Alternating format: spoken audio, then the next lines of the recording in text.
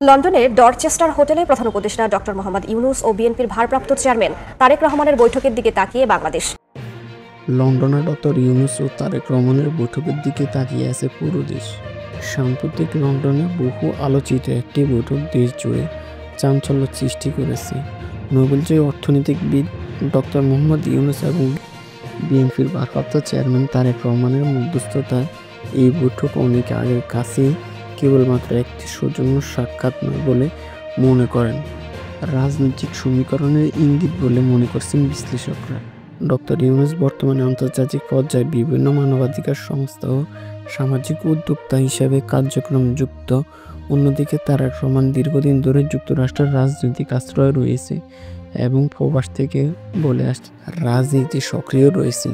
এই দুইটি বিতর্কিত ও প্রভাবশালী ব্যক্তি হঠাৎ বৈঠকের নিছক কাকতালীয় বা কোনো সুযোগ কম নয় তো।